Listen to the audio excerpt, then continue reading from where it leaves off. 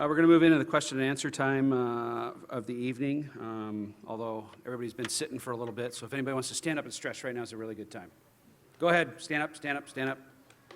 Stretch it out. Yeah, everybody stands up the whole game. Come on, it's 90 minutes, but here we're all sitting down. What's that about, Adrian wants to know. That's his question for you guys. I think some of the business staff is also going to join us up here because we have some questions about ticketing and Match Pass and so forth, so they'll be able to give us some insight on that stuff. Just as a reminder, if you want to tweet a question or you hear something said up here and you want to follow up on something, you can put it on Twitter. Matt Gashk and Shane Evans are back there catching stuff. Use the hashtag SFCBIZ, SFCBiz, and they will send me some stuff up here. In fact, they already are sending me some questions. We still have Drew on Skype. He's been hanging in, which is pretty impressive. So we'll see if we can get. There he is. There's the man. You're on screen, Drew. There, you give us a good wave. And we'll go from there. So one of the first questions. Are we all set up over here? Yeah. Here, let me get you one more mic. At the end of the season, obviously there was speculation in the national media and speculation in the local media about whether or not Joe and Adrian, if you guys were going to keep Sigi on as coach. So I think that I think people would be curious to know what your process was on that and a little bit of insight to what went on between the two of you and maybe. I don't know, do you give Drew any input on that sort of a thing, or is his, I think he said once he owns just enough of the club that he gets a seat at the table, but not always a decision-making process. But if you can give us some insight on that, I think the fans would like to hear that. It's a hot potato. No, we did not include Drew in this, Drew. Adrian and I talk a couple times every day. And as we did coming down the stretch, how horrible it was. And again, as I said early on, the inclination in every sport, but particularly international soccer, is if someone sneezes the wrong way, they get fired. And I'm someone who would rather not have the instability of people leaving. So I like to give it a lot of thought as to what went wrong, and what we ended up talking about, again, ad nauseum, was that these were professional players, that there isn't anybody who could have, at that moment, stopped the slide. The reality is that MLS is an incredibly complicated series of rules for a coach, which is why most of the international coaches who have come and tried it have thrown their hands up in the air and ran away with all the salary caps and things like that. And it was a reminder that, I've lived in Los Angeles a long time. I watched Sigi coach UCLA, watch that team win, watch the Galaxy win, watch Columbus win, watch us win as an expansion team. And we both came to the conclusion that this is a man who knew how to win. But again, if the chemistry is off, there's not a whole lot you can do about it. And certainly from my standpoint, I felt the three of us had a meeting in Los Angeles and stated my viewpoint, which I kind of stated here in a short term, that this is where we needed to get back to, and we needed to have Sigi have the players who can work as a collective. And so yeah, I think that's a great segue into a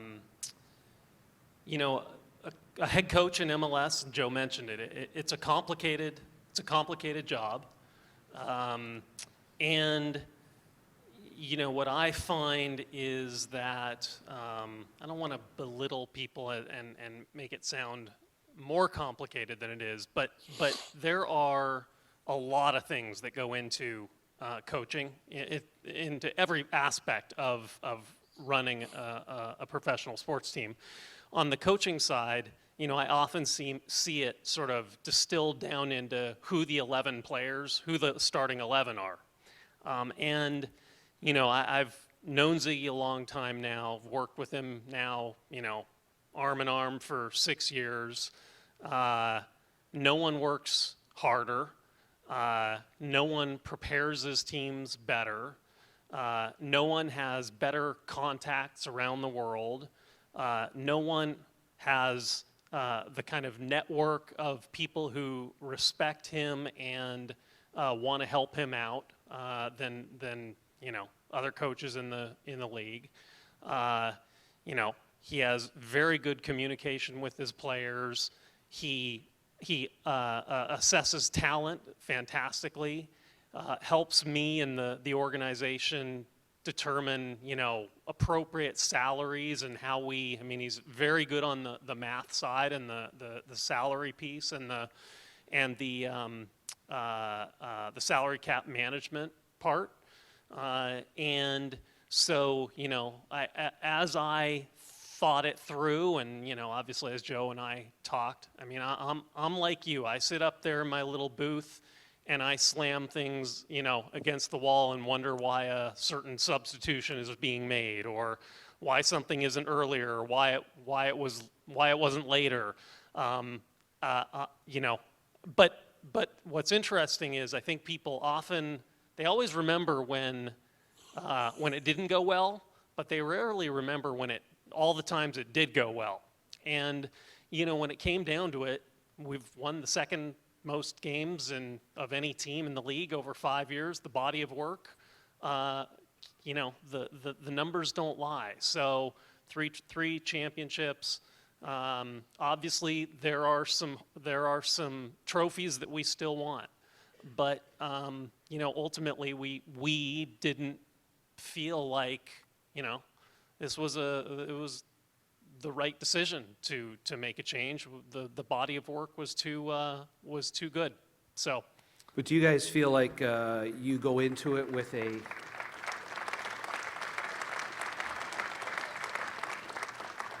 do you consciously go into it with a formal process and say, okay, we're going to go through kind of a checklist just to review, or is it more of a feeling between the two of you and continual talking through the season?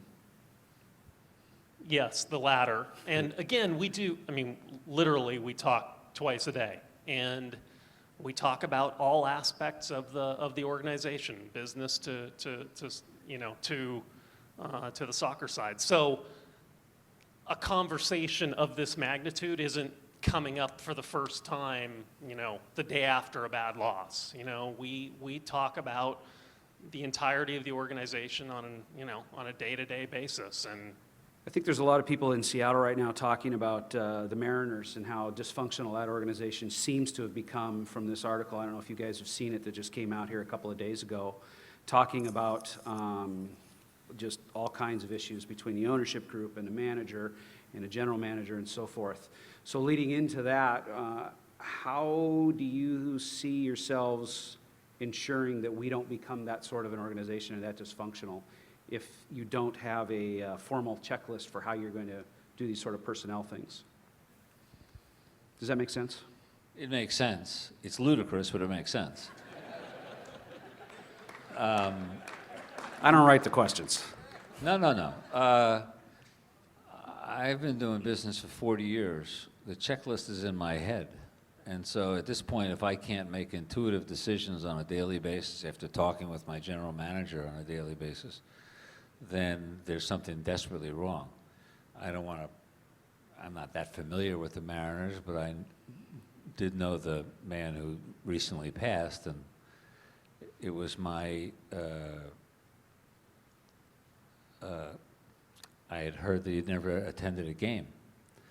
Well, I come to every single home game in Seattle, and you know, I go to spring training, and I know we talk every day. So we're all over this thing. This is a passion for us. This is a business for us, and there is no disconnect in any way, shape, or form between the people you see up here. Okay, thank you. Moving into 2014, one of the frustrations a lot of fans expressed in their questions, and I think a lot of us had through the season, was it felt like we had inconsistent lineups a lot.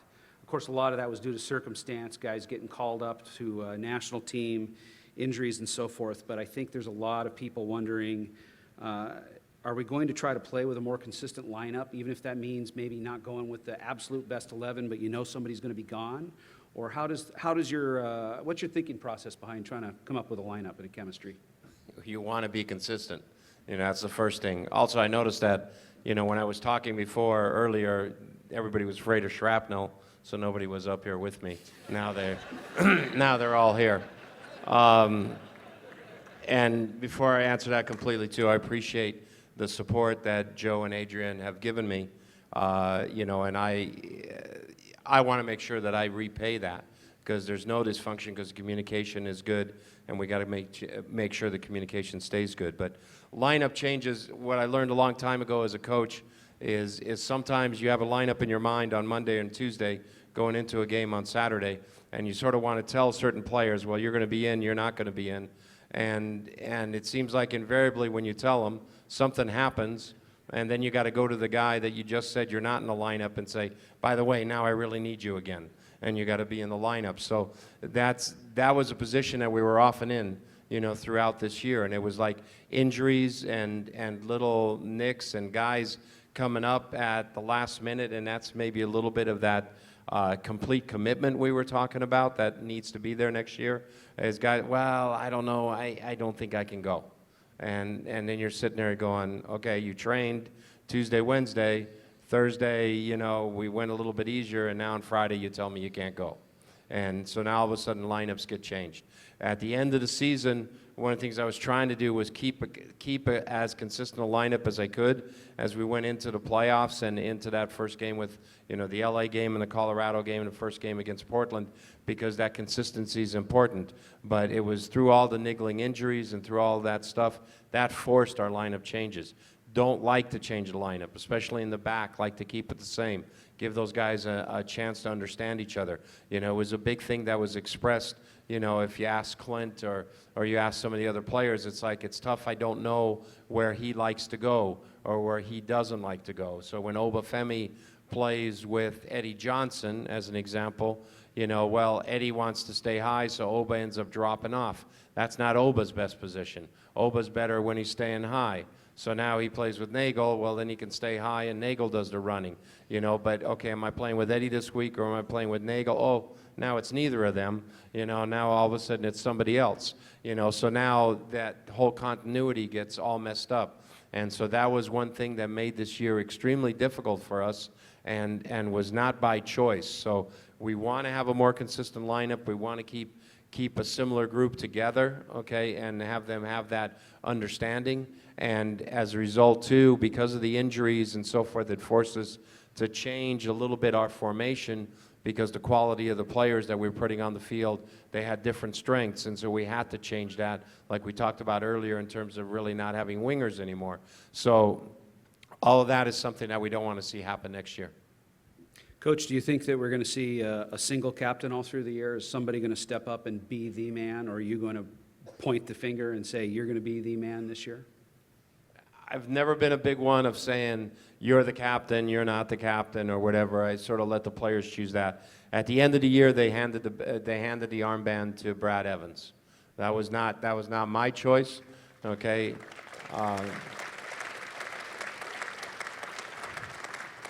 At the beginning of the year, obviously, Mauro Rosales, he was our captain when he didn't play. Brad had the armband. He handed to Alonso. Alonso wore it. And then at the end, it sort of changed around. But certainly, I think, Brad, Clint Dempsey, Alonso are three guys that are our core.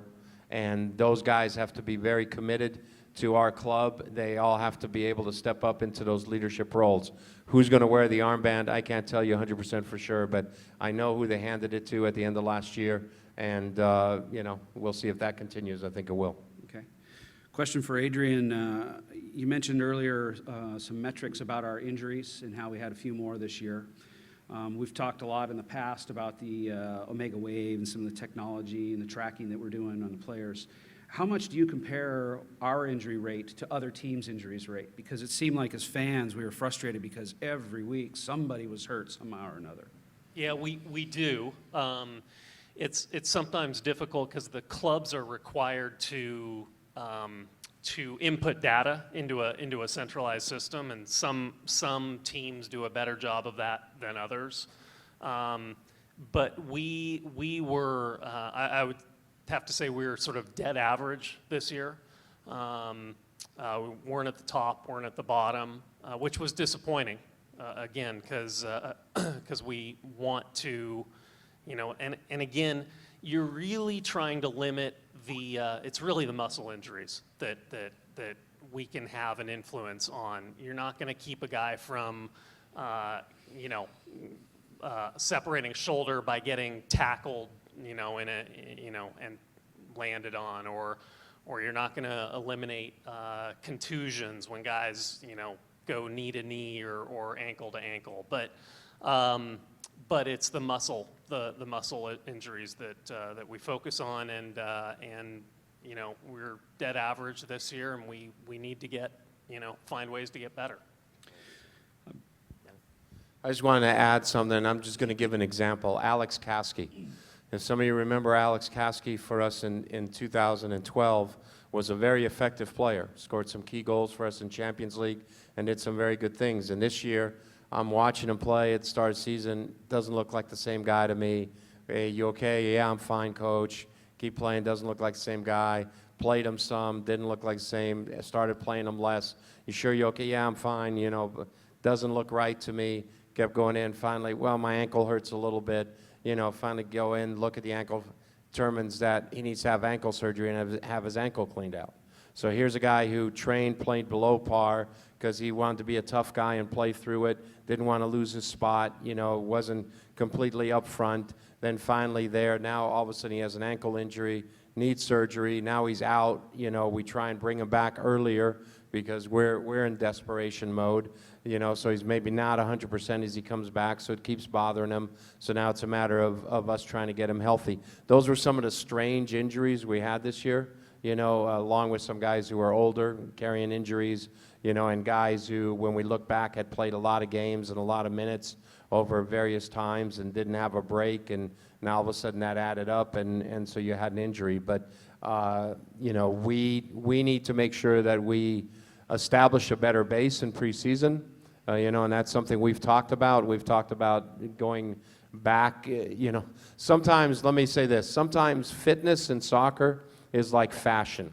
Like fashion, bell bottoms are in, then bell bottoms are out, then they're back in again, kind of like that. Soccer is sometimes the same. Static stretching is in, then it's out, then it's back in again, and it goes like that. And so, it's getting back to maybe we need to do more aerobic running. Maybe we need to do more longer running in preseason to establish a better base. And that was something that I had our fitness coaches look into, and to see if there's a correlation between guys who did a lot of running in preseason and what their injury rate was versus others. We found that there was a correlation, so now we'll try and make an adjustment in our preseason program. So it's a constant ebb and flow. We want to go to Drew Carey.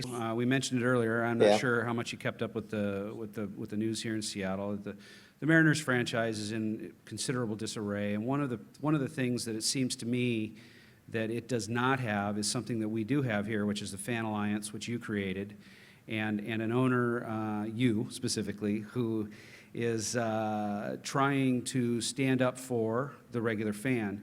What do you see as the future of the Alliance and its ability to stand up and sometimes stop our club from sliding downhill like that? And also, what do you feel about your role as a small minority owner standing up for the fans in the club? You guys do it already. You don't need me to voice your opinions for you. Obviously, it's good to get the ball rolling. But this Fan Alliance and this thing that we have, this democracy in sports ideal that we have, colors every decision that we make on the team. It really does. Like it's always like, oh, we have to do this. It's not like, well, we have to do this or the fans are going to get mad, but it's always in the back of our mind. Like if you're married and you're planning a vacation or you're planning like when you're going to go home from work or any kind of simple decision, what your wife or husband is going to do or react to that is always in the back of your mind, always. Like you don't make a move without thinking about if you're in a good marriage.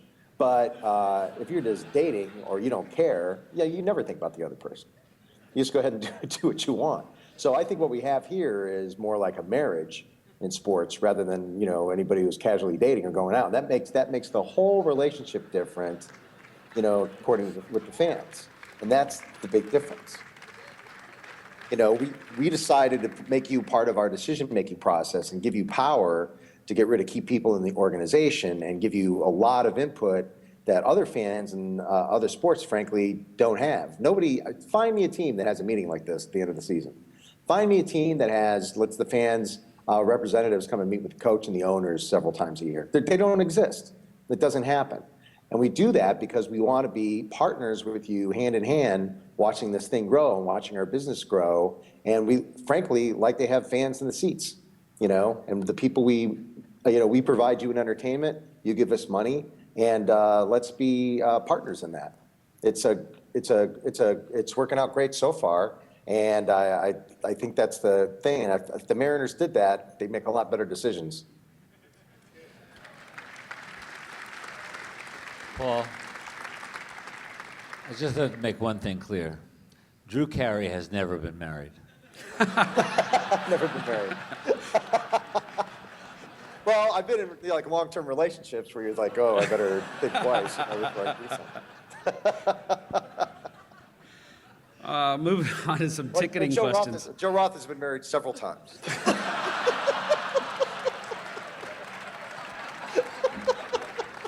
And I'm not done yet. Moving on to some ticketing questions. We're hearing rumors that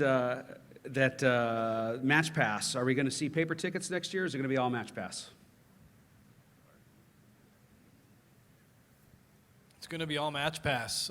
2 years ago, we allowed you to say, yes, I want it, or no, I don't. I think 11,000 of you said, sure, give me a Match Pass. Thank you for serving as our guinea pigs.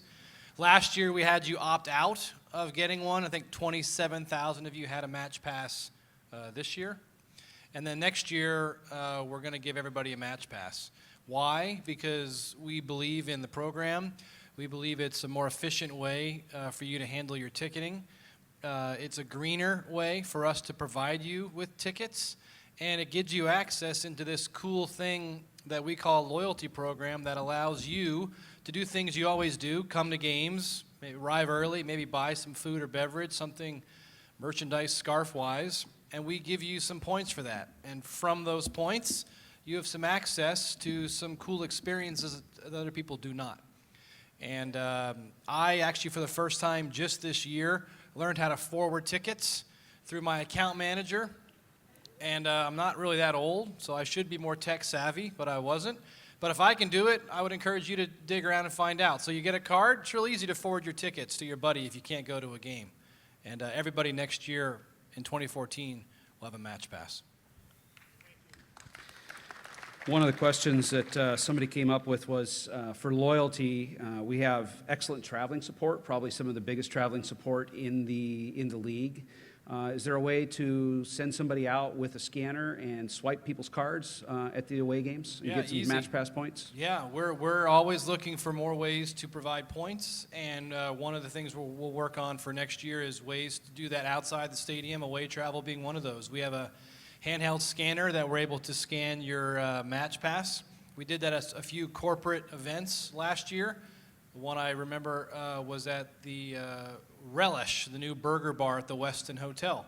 If you came with your Match Pass, we scanned you in there and gave you points for that. There's no reason why we can't do that for away travel. Whether we give a scanner to somebody we know is traveling or a member of the front office staff, perhaps Adrian can come out and scan your Match Passes prior to an away game. But that's easy, and we should be able to make that happen. Did you need any volunteers? it seemed like some people were a little frustrated with the rewards part of the Match Pass system. Can you talk a little bit about that, about how many rewards can be on there and the reimbursement rates and so forth? Basically why we all can't go and shadow Sigi for a day as coach. Yeah, that's one of the issues we're working on. Love suggestions as to how we can provide more. We're aware of the amount of points that exist in the market and the rewards that we're able to provide. We tried to do a lot of those rewards on match day, since a lot of us were already there at the stadium, and provided you with some behind-the-scenes looks at the stadium, interaction with players, things on the field post-game, broadcast booth experiences. But Team Match Pass at the office is ready, willing to listen to any suggestions you might have. One of the things we try to do is provide them at as little of cost to us as possible. We're at the stadium, you have access to the players, that doesn't really cost us a whole lot of money, and provides you with something that's pretty cool as a fan. Watching the last 20 minutes of a match on the field was pretty cool. We offered this year, and the coaching staff and the team was great, slide in and get your picture taken with the starting 11 team prior to the match. The first match we did that was the Portland game, over 67,000 people, Clint Dempsey's first home game, and we literally shoved a guy into the team picture who was right next to Clint Dempsey and got his picture taken. Well, he has remembered that, and he has thanked us profusely for that. So we're aware that it's hard to come up with enough rewards to make sure everybody is content, but we're really, really trying hard to do that. And if you have any suggestions for things you'd want to see reward-wise, please, by all means, let us know. That's a good question. If you came tonight, just email Sigi and tell him you were here, and we'll make sure we give you as many points as we possibly can. One question about it is, can the Match Pass program be opened up to those of us who don't have season tickets? Yeah, we're currently chewing on that. I don't know if you want to speak to that ticket package-wise, if we're there to speak to that yet, or we should say we're working on that and we'll get back to you. We're working on that, and we'll get back to you. It's a matter of we want to make sure first and foremost we take care of the season ticket base. We want to make sure there's value in your season ticket. We want to make sure that you are the ones that have access to those rewards. Of course, we want people to come and buy a 4-match pack or a 6-match pack and come experience what you as season ticket members see every game. So we're working on that. There's a couple of questions in here, people talking about the artwork and the big banners that are on the side of the parking garage that face I-5 and so forth. They want to know why there aren't any Sounders in that. I can appreciate that. There's, as you look around the building, there's a number of opportunities for both teams to be able to share exposure. So there's some that are identified as Seahawks placement, and there's some that are identified as Sounders placement. So in those areas, we'll always try to keep those images fresh and on brand and the best as possible. I think the question might be referring to the ones that are on the garage, correct? Yeah. So those ones in the garage are actually a sponsored place. I don't know if you guys have noticed it, but it has a big Nike symbol on it, which is part of a Nike contract. So we're not able to just pull those down and put a Sounders image up. Question about 2014 being the 40th anniversary that for once I'll take. People wanted to know 2014 is the 40th anniversary. Is there anything in the works on that? And it's one of the things that the council has been talking quite a bit to the owners about. I think we started harping on them. Well, actually, we started about a couple years ago, respecting some of the Sounders' older history. There's still 2 championship years that we don't have banners in the rafters for. It was before Adrian owned the team, and the USL team, I should say. But tonight at the meeting beforehand with the council, the owners have committed to us that that's the sort of history that they want to respect. So at some point next year, we're probably going to get some banners, some additional banners honoring the Sounders championships up in the rafters. The council has got a whole Google Drive full of ideas and things that we want to bounce off of these guys. Some of them are pretty costly, so we probably won't see them, and some of them are pretty much free or just going to require some elbow grease to get them done. So we'll see quite a bit of stuff around the 40th anniversary next year, including probably a patch. that honors that hopefully will be able to get on a uniform. They've got, Adidas issues and so forth. We're also going to be opening up at some point some input for everybody else, for all the fans and an alliance. So if you guys have ideas that you can submit and we can take to the club and hopefully make next year a season-long celebration of 40 years of history of Sounders in Seattle. Another question, is it possible to work closer? I know this question comes up every year, but mass transit to and from the stadium because of the parking issues we have down here.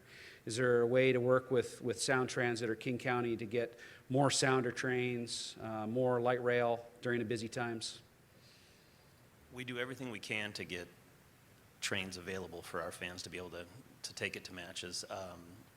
We're at the mercy of their schedule. We're at the mercy of if we play on the same day as a Mariners game. We're at the mercy if we play during the week when there's normal commuters for their work and business. We're constantly trying to get more trains. We're constantly trying to get more vehicles to bring transportation options to our fans, whether it's trains, buses. So yes, we can continue to work on it, but we're at the mercy a little bit of the schedule. We had some questions about the wanding. Most of them, well, of course, we had the first time we did it that didn't go so well. And we feel like the club did a pretty good job, I felt like, of bouncing back from that, putting a lot of people on and getting the wanding done the second time. But one of the questions is inconsistencies. There was a guy, I told you guys beforehand, a guy with a titanium knee, says he goes off every time he goes through the airport. When he comes in here, he never gets stopped. And then there's some wanders that are 8 feet away from you, and there's some wanders that come right up in your face.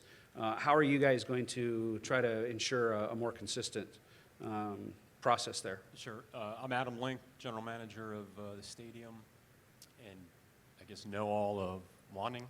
Now, unfortunately or fortunately, we hear the consistency issue quite a bit, and really it comes down to training. We've got part-time employees that we only get to see, once a week maybe, and we've got to spend more time training them. That's the bottom line.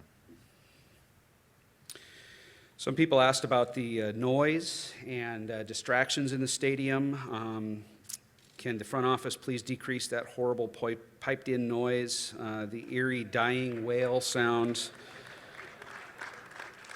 There's also been some feedback about what do we have to do to get the sound volume turned down in pregame, because it seems like pregame, the sound volume is the same as it is during the game, and so it's too loud to be able to go in and chit-chat before the game starts. So who do we need to rattle on that to get the sound volumes down?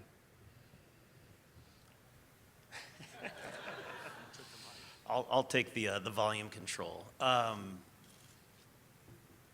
Great point. Haven't heard that yet until tonight, that our sound volume was too loud pregame. I must have missed that. I apologize for that, but we'll make some adjustments to the volume pregame.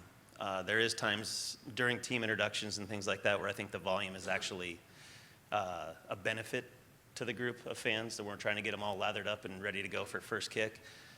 So there will be times where I think the volume is important to the experience. But if it's at the wrong times, we'll definitely make sure we adjust the volume. We had a few questions about March to the Match and how the pregame activities in Occidental Park. Later in the season, it seemed like there was some band tie-ins and promotional deal, and the bands kind of were, obviously, if you like one type of music, you're not going to like that band if it's not your type of music.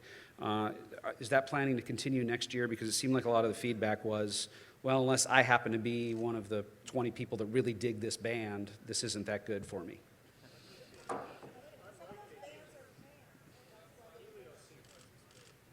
Yeah, it's music's always a difficult.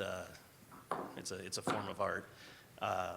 Bands were there for just a few of the matches. They weren't there for every one of the marches. We actually have received some positive feedback from having the bands there too. It was an added benefit to the experience, and I think we'll continue to have bands there a few matches, but it won't be every one of them. This year, for the first time, we had, well, not for the first time, but we had more conflict between sections that sit and sections that stand. And this, I know, this is warfare every time. But it seemed like to some of the people who were unhappy about it that there was a dichotomy between the fact that some of the Sounders marketing and advertising has been, they call them stands for a reason. There was billboards with Mauro standing up and so forth. And yet this year we had, in a few sections, placards handed out saying, if you're standing and the guy behind you wants to sit and he asks you to sit down, please respect those wishes. So I guess what we were kind of wondering was, what's the thought process that went into that decision, and how do we decide which sections we put those flyers in and which sections we didn't?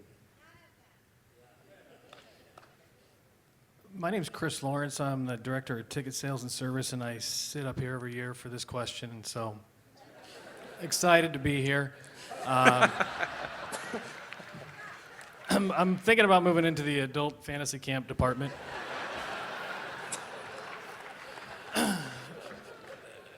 But in all honesty, as far as us dictating who stands and who sits, we really can't, and we don't want to. And that's evident from, March in 2009, what's going to happen inside the stadium.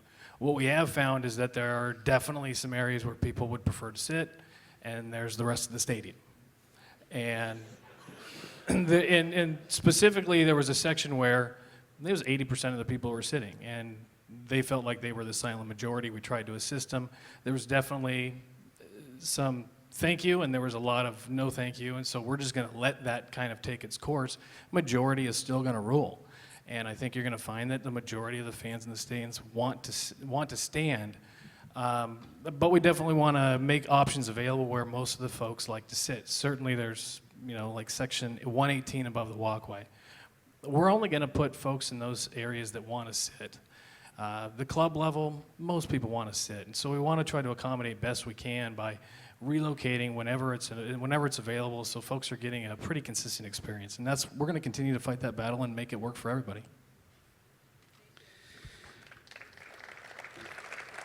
Here's a question that's a follow-up from some of the stuff we talked about last year for Joe, and that is, last year we talked a lot about the referees because it seemed like we got a little hard done by refs. This year wasn't quite as bad, but we still had some times.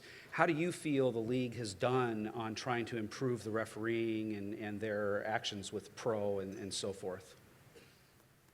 That's Joe, because he was the one that talked about it the most last year. I actually thought it was better this year. Maybe because I saw some new faces. Maybe I didn't see as many of the guys I actually hate and detest. Because we got some new refs. But I think that, to my mind, at least I didn't see games that I thought were being ruined by refs. And you can't ask for too much more than that. They are getting training, and they are being graded. And like I said, the few new ones that came in, I'm not sure. How many new ones came in? Probably about 6 or something like that? At least 8 center guys. Yeah, I thought that overall, either the quality went up or the horrible ones were less evident. So either way, I think it was a step up. Question for Adrian or Sigi. How much tracking of the ref that we're going to get do you guys do, and do you adjust your game plan at all for that? Careful. I try. I used to always want to know who the referee was before the game. Now I don't even care, to be very honest. I do think, though, that Pro has done a good job. I think this year he brought in a lot of new referees, and I think now he's going to weed them out. And the philosophy that Peter Walton has, which is a good philosophy, is have less center referees, that they get more games. Just like a player, the more games he plays, the better he becomes. Instead of having this big pool of center referees and they each only get a few games. So, and I think now what's going to happen as we move forward is the ones that have done well will continue to get games, and now he's only got to add or maybe make 2 or 3 changes or 4 instead of bringing in 8 to 10 new guys. So I think that's going to improve. Sometimes when I do know who the referee is. There's certain referees that will say, don't talk to him, whatever, make sure he calls the game tight, make the guys aware of that. But a lot of guys, and I'll use Baldomero Toledo as an example. Him and me used to be into it all the time. because of an incident that happened a long time ago when I was coaching LA. But now we're like best friends. You know, he like shakes my hand, and I think he's done a good job, and he's been talked to. He's less arrogant when he's on the field, and as a result, he's done a much better job, I think, refereeing the game. So that's something. So we try and make our players aware if we think there's a certain tendency, if a guy's extremely sensitive, if a guy calls the game tight, if the guy calls the game a little bit looser. Silvio Petrescu likes to call the game loose, you know, so we let our guys know. Because they see the center refs more often, they now have a better feel of how that guy's going to call the game as well. Question for Adrian. If you were to have been put up for a GM retention vote this season instead of last year, what would your message have been to the Alliance that would be right here in front of you voting for you tonight? And what would you say to encourage your retention as GM? So I guess I wouldn't have done anything differently. I wouldn't say anything differently. I think this group and hopefully most fans know that I focus on nothing else than helping the Sounders win championships and win games. Until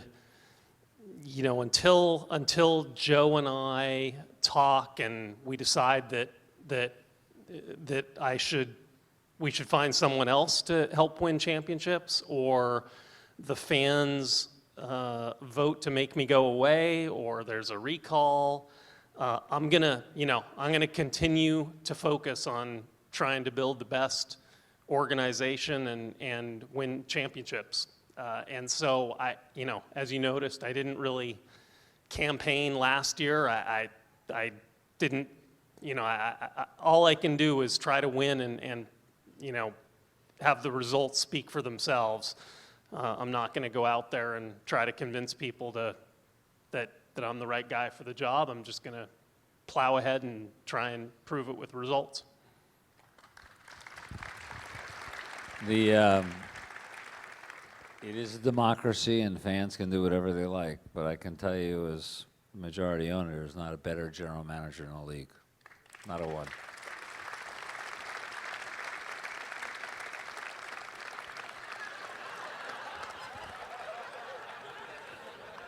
I thought he was taking money out of my pocket. Oh, you already did that. So I don't know quite how to word it, but I guess this question would be for the coach. A lot of people going into the second Portland game would ask, what was the line of thinking behind Shalry up front? I asked myself that after the game.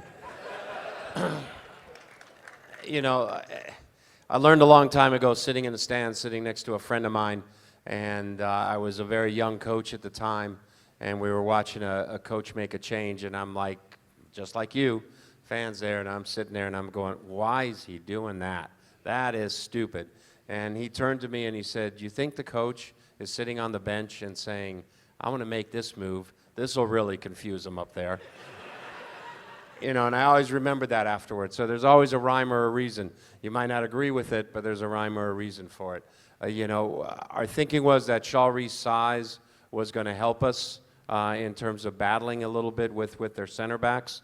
The thinking was as well that his ability to see the game when healthy is pretty good, and his ability to find those passes. So playing him high, would he be able to slip some guys in, slip Eddie in, slip Clint in, coming from behind. Sometimes Clint could push up, he could drop into midfield for him.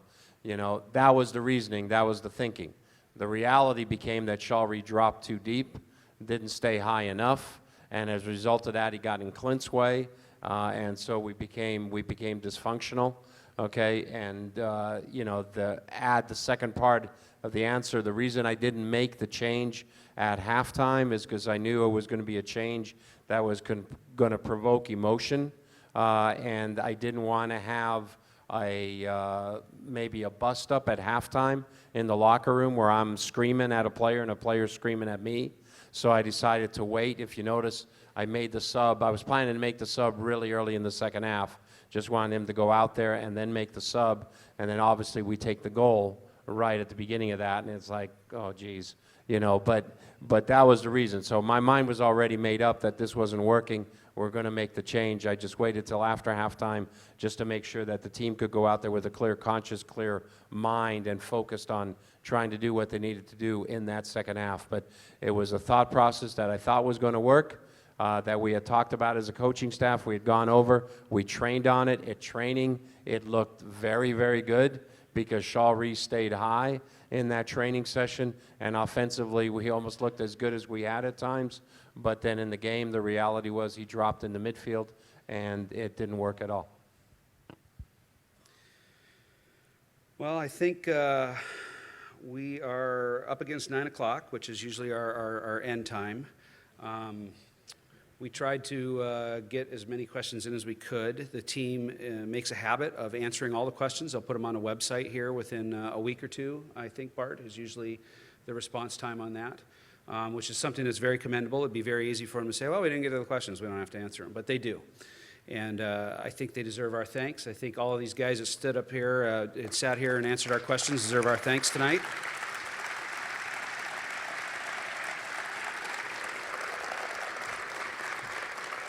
I personally would like to thank all of you for giving up a Monday night and coming out here and talking Sounders, although if you're like me at all, there's nothing really you'd rather do than talk Sounders for a couple of hours, all things about the team. There's 3 winners. There's a table in the back that has some prizes. I'm not sure what they are, but I'm sure they're really awesome swag.